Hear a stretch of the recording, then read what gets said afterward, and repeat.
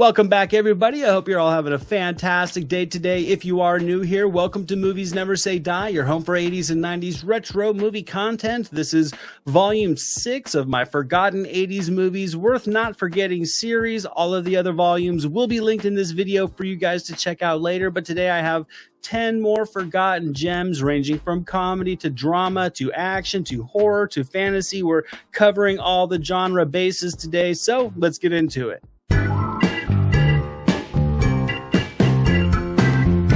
I'm kicking this volume off with some action when a New York City cop is killed and given a new life as an assassin with extraordinary powers in the action blockbuster that never was. Remo Williams' The Adventure Begins from 1985, directed by Guy Hamilton, starring Fred Ward, Joel Grey, and the Quaker Oats man himself, Wilford Brimley. Now, I think Remo Williams is a wildly fun movie that's able to embrace its campiness. There are some stunning moments of stunt work and some great practical effects that do give this movie plenty of awe-inspiring moments of action. It's a strong action-adventure film overall that just wasn't able to catch fire like hoped. Now, it is a bit tamer and sanitized in a way. It's clearly not as gritty as many of the other action movies during that time, but I don't think it's a deal breaker. I think it feels a bit like a live-action Saturday morning cartoon, and that actually works for me for this subject matter. It sort of makes this movie feel different than all the other action movies from the mid-80s. I think Fred Ward is strong in the lead, but I will admit he is missing that leading man gravitas that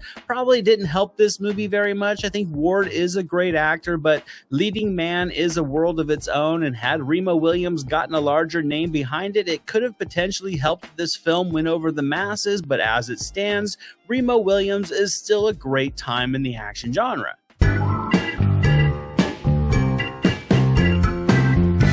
One year before he would become Batman, Michael Keaton would deliver one of his strongest performances to date in a story about a drug addict who checks into rehab to avoid the law and finds a rebirth. And Glenn Gordon Caron's Clean and Sober from 1988, starring, of course, Michael Keaton, as well as Kathy Baker, Tate Donovan, and Morgan Freeman. I think this could potentially be Michael Keaton's best, if not his most emotionally gripping performance. I think Clean and Sober really explores a man who's a liar, an alcoholic, and a drug addict who just hits rock bottom, and I think Keaton certainly delivers the layering needed for this extremely broken character. I think Clean and Sober overall is very well acted. Keaton, of course, is phenomenal, but Morgan Freeman is fantastic as well, as is Kathy Baker as Keaton's love interest. This story doesn't glamorize drug or alcohol addiction. Conversely, it kind of shows the ugly side of it and how the disease can destroy a person through the exploration of this small group of characters. And what I really enjoy about Clean and Sober is just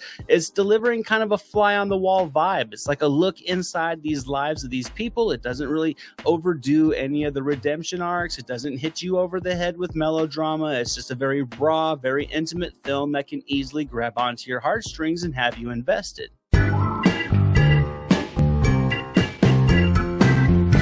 This next movie is a blend of horror with impressive amounts of unintentional humor as a group of random people at a truck stop diner try to survive as all the machines inexplicably come to life and go on a killing spree in Stephen King's Maximum Overdrive from 1986, starring Emilio Estevez, Laura Harrington, Yeardley Smith, and Pat Hingle. Now, if you know of Maximum Overdrive, you either completely dislike this movie or you can appreciate the ridiculousness of this little Stephen King gem. To me, this is one of those movies that's so bad it's actually kind of fun to sit back with friends and just have fun with, as machines start killing people in a variety of comical ways. AC/DC does the music, which really is just the chef's kiss for the tone of this movie. Estevez and his crew, I think, are a competent group of characters, but really what this movie comes down to is its fun, bizarre atmosphere and its progression. It's been noted that Stephen King was on a lot of cocaine when writing this story and making this movie, which I actually think shows itself in beautifully cinematic ways, as a soda machine takes out a coach and a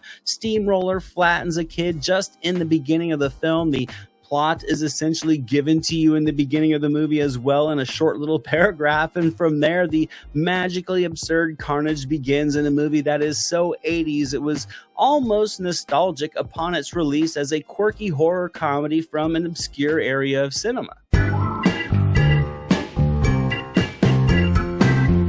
Now, this next movie is certainly well known in the comedy circles, but it's also relatively forgotten overall. It boasts a comedic legend who plays a rich businessman that decides to enter the same college as his son to kind of give him a boost of morale, but he enrolls as a student in Back to School from 1986, starring Rodney Dangerfield, Burt Young, Sarah Kellerman, and Robert Downey Jr.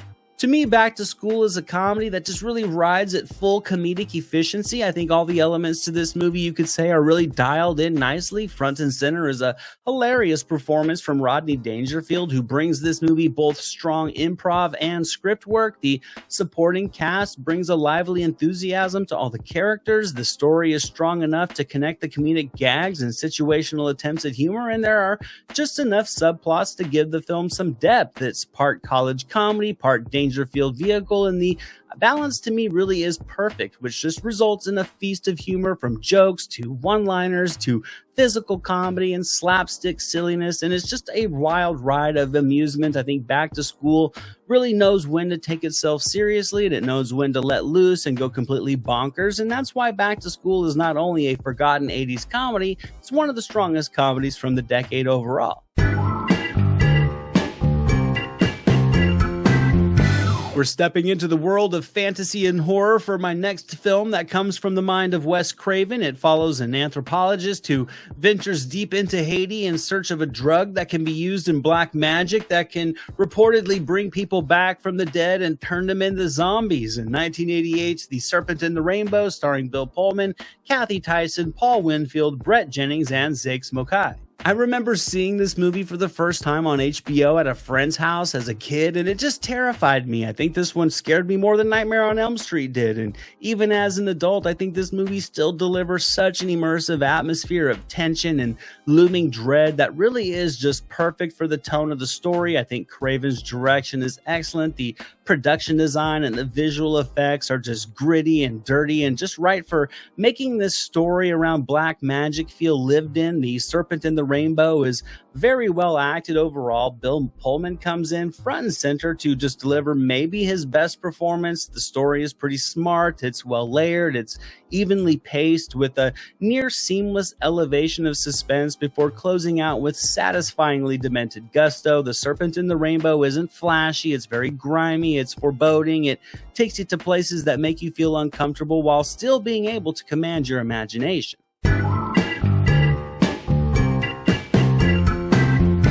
Now, this next movie, in my opinion, is two things. It's the best dance movie ever, of course, and it's also a complete 80s forgotten gem, as it follows an aspiring jazz dancer that befriends a couple of breakdancers, and together they become the sensation of the street dance scene. In 1984's Breakin, directed by Joel Silberg, starring Lucinda Dickey, Adolfo Quinones, Michael Chambers, Christopher McDonald, and many others. I think few films are a product of their time more than Breakin might be. It's not necessarily unique, nor does it weave an overly compelling story, and the performances are more often than not pretty iffy. But if you enjoy the campiness and the style that pumps out of this movie, it can easily put a smile on your face. The music to this film is infectious. It's the heartbeat of everything, as it should be. The wardrobes, the production design, everything in this film feels like a timestamp to the early 80s and the growth of hip-hop dance culture. Breakin is part musical, it's part young adult drama, and admittedly it's a bit disjointed as it tries to incorporate its musical numbers into a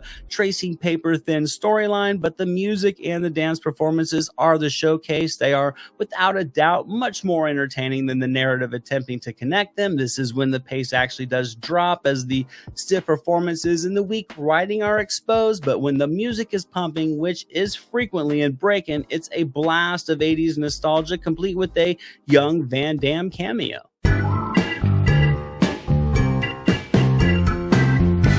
Moving along to my next pick, I have a tense and gritty underwater thriller that many have forgotten. It follows a group of deep-sea miners who come face to face with a mutant creature birthed from failed genetic experiments. In Leviathan from 1989, directed by George P. Cosmatos, starring Peter Weller, Amanda Pays, Richard Crenna, Ernie Hudson, Daniel Stern, Lisa Eilbacher, and Hector Elizondo. Now, Leviathan is not without its flaws. It certainly follows the traditional formula of the contained sci-fi horror thriller, and admittedly there is a strong undercurrent of predictability that could be a deal breaker for some. However, I think this movie has a solid ensemble cast with names like Weller and Crenna and Hudson and Albacker and Elizondo, so I do think the familiar faces are an added bit of nostalgia for this film, and I do think they're also able to pump more depth in their characters than the writing ultimately gives them. So Leviathan is a relatively fast-moving thriller filled with strong performances and spots of fun suspense that can lure you in. The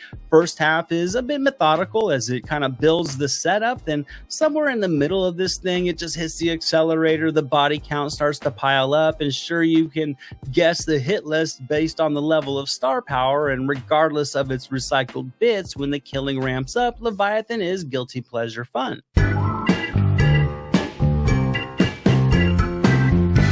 Now, this next fantasy film is certainly a classic to many, but it also may not be so well known to a lot of younger film fans. It follows a troubled young boy who finds a mysterious book, and from within its pages, he is swept off into another world in Wolfgang Petersen's The NeverEnding Story from 1984, starring Noah Hathaway, Barrett Oliver, and Tammy Stronach. This is hands down an 80s classic, but I don't think it really gets mentioned as much as it should when talking about revolutionary fantasy films. The NeverEnding Story was able to create really just an entirely new visionary world, and the creative ambition on display in this one still delivers a magical adventure for the entire family in a modern world. The visual effects are stunning with a blend of computer effects and matte paintings and makeup work and puppeteer work and just a buffet of practical effects and filmmaking tricks that I think give the NeverEnding Story a timeless visual appeal with absolutely crisp direction from Petersen. Now, the story does get a bit sappy in places and it gets a bit dark in places as well, but I think it all gels together into a magical adventure that can still pull the kid inside of you up to the surface and command your attention from both the storytelling aspect and from a filmmaking one.